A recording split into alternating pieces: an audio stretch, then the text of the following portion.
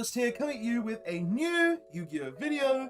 And in today's Yu-Gi-Oh video, we have a 4th place regional deck profile. Yep, I went to the first regional of the year, and yeah, I managed to top.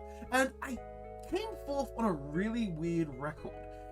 Like honestly, and just to prove it for those people who say, oh, you didn't. Well, I got this deck box, right? Like the pink one. This is one from the last season though, so yeah. But I've also got this season's map. So yeah, definitely did. It was also posted on my Instagram and stuff. Don't really post much on there, but hey, it's there if you want to see it. And yeah, I came 4th place. And honestly, I topped with such a weird record. I topped with, first of all, I went to the Chelmsford regional, the Gig Retreat Train Chelmsford, and the event was really fun. I had a lot of fun, played a lot of fun people, and just to start this off, I put my top 4. Shout out to Kyle. Thanks for drawing in the top cut, because if it wasn't that, I wouldn't have come top 4. And pretty much what happened was I was at the end of the tournament 5-0-2. So I had 5 wins and 2 draws. And my matchups were pretty much round 1, I was up against Dynamorphia. Round 2, I was up against Libromancer. 60 card build, which was actually really interesting. Round 3, I played against Sprite, the mirror match, and well, it was a draw because he had both Imperme and Ash, so there wasn't really anything I could do to stop that. Round 4, I played against Runic. Funny game as well. He had like triple rivalry game 1, but I was able to just outgrind him with Sprite cards at one point, and he even used all 3 rivalry just to stop me from summoning my Beastials, so that way he, you know, he doesn't just die to Beastials. Like it was actually really hilarious. Round 4, I played against, oh, what was round 4? No, round 4 was the Runic guy that we just talked about. Round 5 was against Joe White. Honestly, every time I play this guy, we've played 3 times and up regional levels nearing the end of the tournament. First one, he won because he had it was in the Solomon Great format, and he won because he had the fusion spell and I got OTK'd. Second time was at the Shepherd's Bush regional, not the Shepherd's Bush regional, the Sneak Attack regional last year. I was able to just come out on top, and then this year we play again in the nearing to the end of the tournament, and it was a draw for the same reason as round 3. He was playing Sprite as well, and it was a draw because, well, he had 2 hand traps. Like we went into time, it was the same situation with both Sprite matchups. We go into time, I'm going first, and I tried to summon Resonator, but both times they have either Ash or Imperme, or both. They had both Ash Imperme. He had Ash Vela, but when he had Vela Imperme, so he was able to stop the elf to protect the Gigantic Sprite, and then also stop the Gigantic Sprite from summoning the Red Resonator. And then round 3, the guy just had both Ash and Imperme, so like there's no way I could get the win there. It was a guaranteed draw. It was just kind of funny. Like honestly, that was a really funny tournament, and like those were just really funny games that I just got to the point. And then round 6, we played against Telements. I won't lie. Game 1, I only won because he really made a big mistake, and because of that mistake, it essentially meant that I was left on 500 life points and was able to come back. Pretty much, he used the new number 2 monster from the Crystal Revenge to target a Beastial I controlled, give it a counter, and then attack 3 times, dealt me 7,500 damage. That was insane. And then final round was against Flunderees, and somehow at this point I've got 4 wins, 2 draws. I was on table 1. I was against the only player in the entire tournament who was XO. There was 6 other X1s, and I played the guy who was XO, which doesn't make sense to me whatsoever. I know I haven't lost anything, but I've still got 2 draws. So that was a really confusing one, how I just somehow drew that. I just somehow played table 1, but game 1, pretty much my brain was frazzled. I had to calm myself down because I was just confused to why I was there. And then game 2, it's just Flu. I made the plays where I do against Flu, and I was able to win. And game 2, I even opened evenly and draw, so he just wasn't able to play the game. But like honestly, Chelmsford Regional is a really fun event. Like it was a lot of fun to play. It was a lot of fun to do. It was really well organized as well. The only thing I have issues with is like the prize support. Like coming first, you only got a mat and a deck box still. which I think is completely outrageous when you're doing a regional, especially a 128-man regional. But that's just me. I feel like it was run really well though, which is great, especially because all the judges, I know them all. I'd like to judge. They're good judges, and good congrats to all of them. They all did really, really well. But honestly, guys, the event was fun. I put my win to cut my top 4 to Kyle for drawing in the final round. Like, thanks, man, if you're watching this video. And yeah, let's get into the deck profile so you can see what my 502 record Sprite list that came 4th place at our regional did. Like, literally, I took out the XO as well, which was just, there was no XOs at the end of the day. It was all X1s and then me with 2 draws. It was just, I just couldn't believe it. It was just funny, guys. But anyway, let's go ahead and get into this deck profile. I was playing Spright, as you might be able to tell, because I honestly thought it was the best deck to play. It does hard counter the tier element deck because it has a lot of ways to counter that deck. It has a lot of cards that just go in it, can stop the deck really easily. So I was really happy with the deck and really liked the deck. Plus, it's something that I already really know a lot about. So, and I didn't want to play tier element. I'm just really bored of that deck. So I chose to play the deck that I was most comfortable in. So I played the deck that said, yeah, I'm just slightly worse Phantom Knights because I don't have graveyard interaction. So yeah, chose to play this, but let's go ahead and get into the list. So starting off, we obviously play the 3 blue, 3 jet, 1 red, 1 carrot, and 1 pixies. This is standard. This is standard for any Sprite list. Like, you could go say some people don't play the pixies, but this is all standard, and pretty much is blue is a search, jet's a search for a spell and trap card. These 2 are negates, and this is just an honest. Like, I like the honest. It does come up times where I've just got to go blue, summon from grave, summon search pixies, just so they can't kill any of my stuff. Like, it does come up. It's really nice. This is just standard stuff for Sprite. I don't really need to go too deep into it. But yeah, we're also playing the Nimble package. So we're playing the 3 Beaver and also the 2 Angler. Literally, this is standard as well. I feel like this, at this point, you have to be playing the Nimble engine in Sprite because it's just the most powerful engine.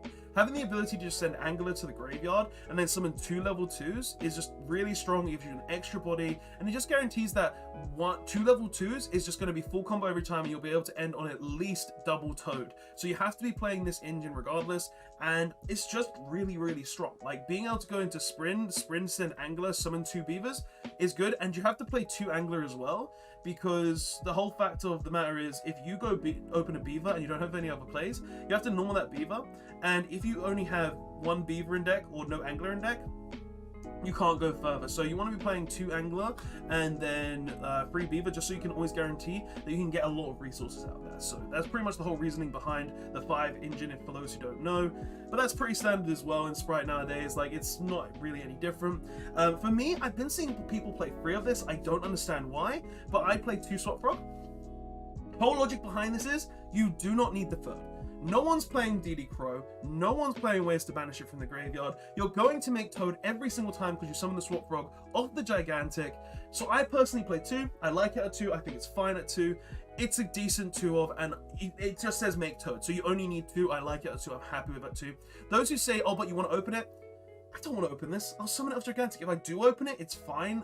Like, it can do stuff, but I would rather open, like, Sprite monsters, just so I can go ahead and go into Sprite plays. So, like, I like this. I think it's 2 of them. I don't play.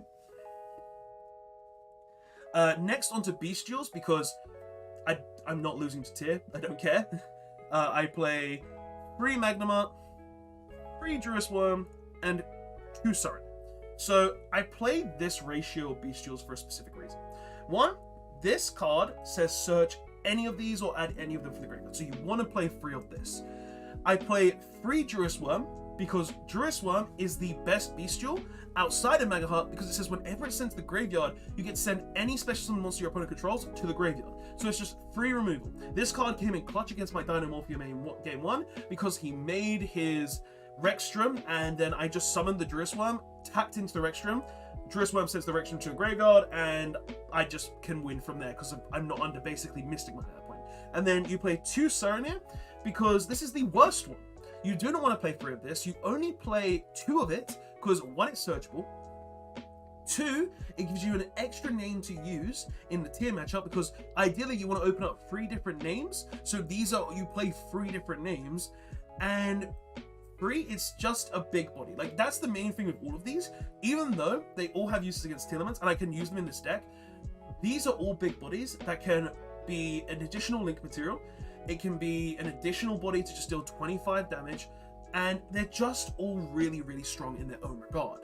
So we want to be playing pretty much this ratio, I'd say. I don't want to ever play 3 of this because this is the worst one. I'd rather see this or this in my opening hand, or all 3 of them. But this is the ratio I played, this is the ratio I like, and it works wonders every single time. Like, hell, even in the Flunder matchup where this wasn't good, I literally went, banished a Sprite from Grave, especially in the Mega Heart, then used that as link material, and then during the end of the turn, I got the Druis Worm, and then the Druis Worm would allow me to have the additional body to actually kill the Flunder player. So, like, last round was against Flunder. He was the only XO as well. The only XO was a Flunder player. So, is what it is. But, like, honestly, I think this is the best ratio of Beastials if you are playing them in Sprite, and I don't think I would change this ratio at all. I think this is correct. Next, and then for the last 3 monsters in the deck, we play 3 Ash Blossom. I love this card. I think it's the best hand trap in the game, and it's great against everything but tier, so you still have to play this card. Like, if you go up against Branded, if you go up against the Mirror Match, if you go up against anything, this card could theoretically just end their turn. So I feel like this is a 3 of mandatory in this deck, and I play 3 of it because of that. I'm technically on 14 hand traps, including the Beastials. But then for the other 3 hand traps, we'll just get those out of the way now.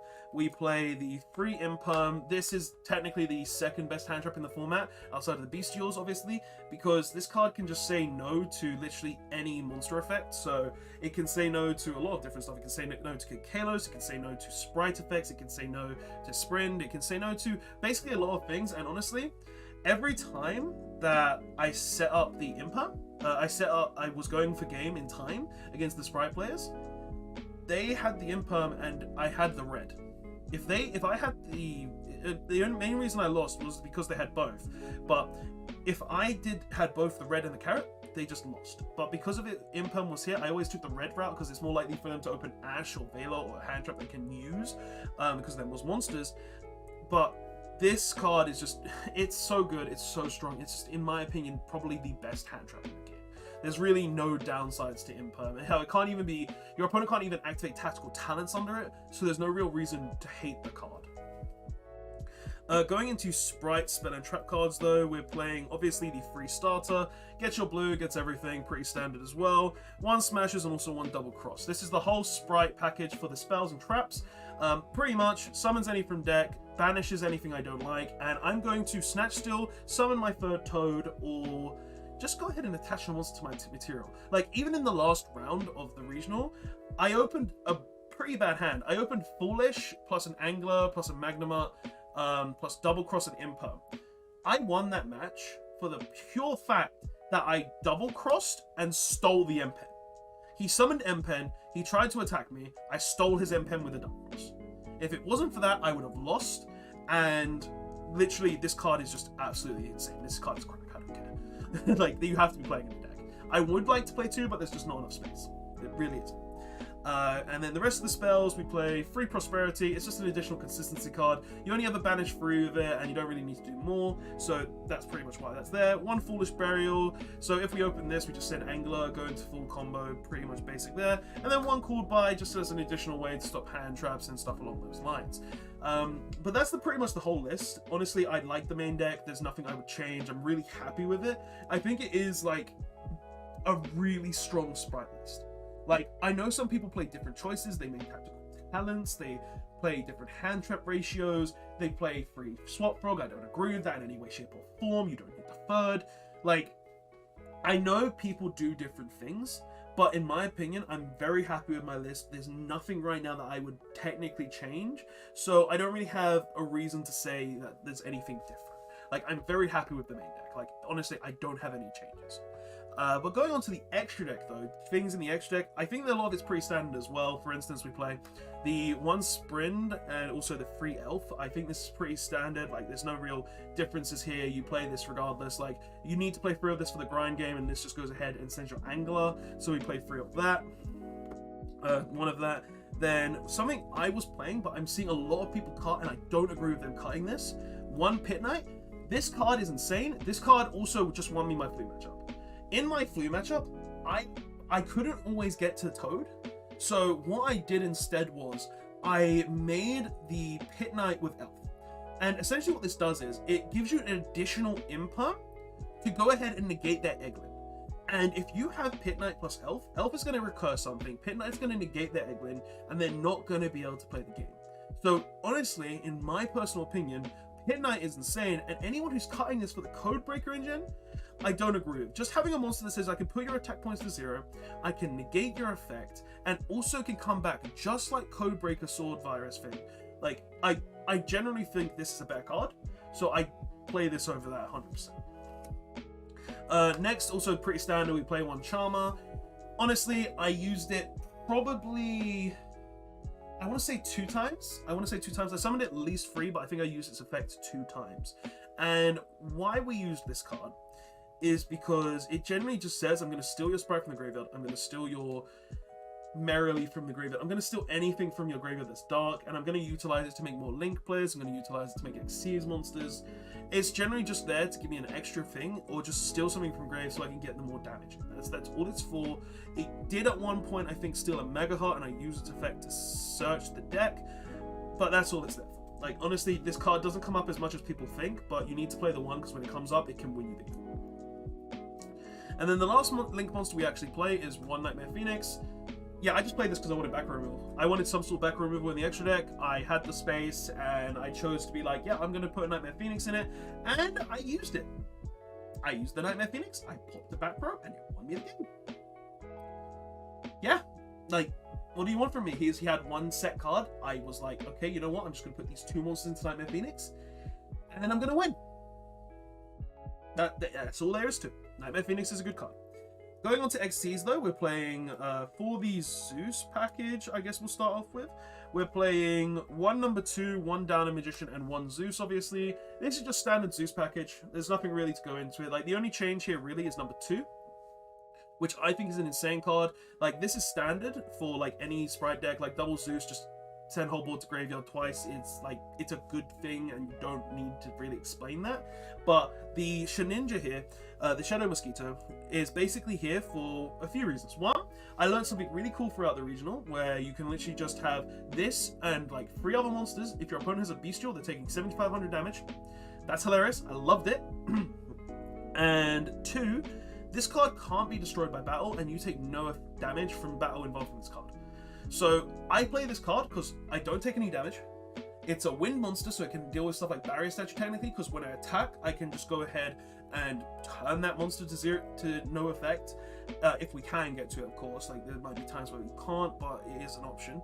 And also, it can just burn your opponent to death. Like, out of nowhere. Like, if I could have figured this out sooner, I might have used it, and one game's a bit easier. It's actually a really insane card. Because I thought it detached for the burn effect, but it doesn't detach.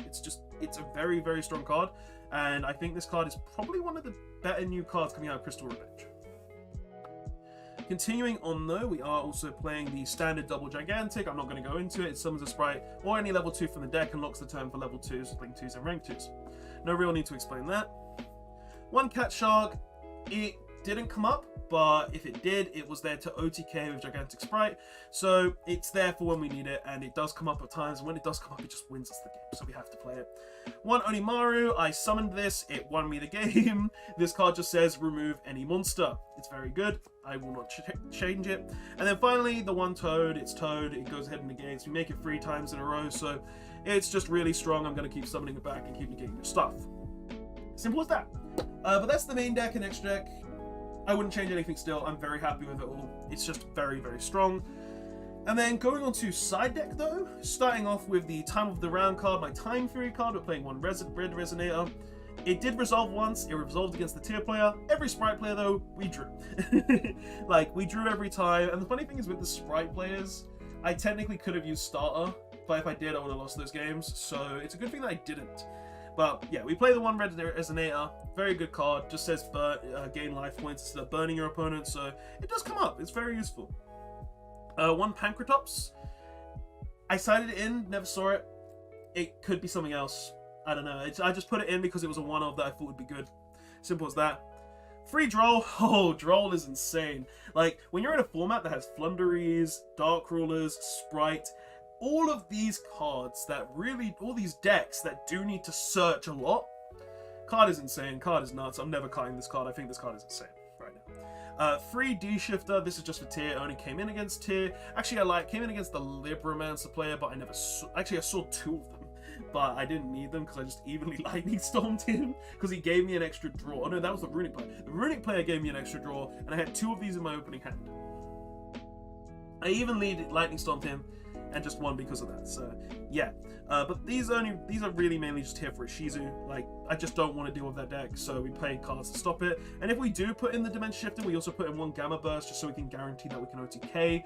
The card does come up at times. I do like to side it in sometimes when I'm going second, because it can technically just OTK the opponent. But it's not an insane card, and card that I think is good enough to actually keep in the main deck at all times. So I choose to side the card. Then we also play free Lightning Storm and free Evenly. Back row hate. I think this is the better choice right now for like the back row choices. For instance, like Lightning Storm, I think right now is the best back row removal. Now that people have stopped playing Anti-Spell so much because of everybody went on to Cosmic and Twin Twister and all of these back row cards that are quick play stuff. They stopped playing it, so I felt like, oh, Lightning Storm was an insane card because they've just stopped playing this card. So they let me play this card again, and it won me a few games. It generally did win me games. Won me against Dynamorphia. It won me against the... Pretty much, it won me against the Runic player. Like, every time I put it put in the work, it did the goods, and it was just an insanely good card. And then triple Evenly Match, it's Evenly Match. I don't really need to explain why Evenly Matched is so strong. The card just says I can banish your entire board, and when it does get used, it really does come in clutch. Like, this card is insane. I think the card is massive, and honestly, there's no reason not to play these big board-breaking cards when they can literally just win you a game. So, yeah, but that is literally everything about this deck. Like, honestly, guys, I'm not gonna lie, I really do like this build. I really do like the fact that we can just have access into all of these really cool cards. Like, honestly, there's no real downsides to this deck, and I think this deck generally just has so much going for it right now. Like, seeing as everybody is playing to kill tier or just going off tier completely, this deck is technically just the best deck because of that. Having access to like Triple Toad, having access to like the Shaninja, well, the Shadow Mosquito, to just burn your opponent to death, and like, and honestly, I couldn't believe when that happened. Like, I would have died if he just attacked one other monster, but he just made a slight misplay. And like, having access to cards like Elf with just recurability, I think this deck is generally the best deck. And coming forth at the regional and really just having fun with this deck and testing it and just doing well with it, I think this deck is definitely one of the best decks in this format and is definitely going to keep going far. So I don't know if I will be taking it to every event. I do kind of want to judge more this year, so I don't know if I'll be going to a lot of events this year outside of this, because I've already got my top. I can technically go to Euros whenever the hell I want now. But yeah, that's pretty much just me. Like, I had a lot of fun. The event was fun. Chelmsford region was good. Kyle, thanks for drawing in the top in the last round. So you took out 2 of the X1s, so I can just slip in with my my X02 record. I can't believe I came top 4 with a draw. Like, it was literally, I took out the XO, and then two of the X1s drew. So I just squeezed in there, which I just found really, really funny. And yeah, guys. But anyway, thank you so much for watching, guys. I'll see you guys in the next one. Absolute Duelist signing out. Thanks so much, guys, for watching. Later on.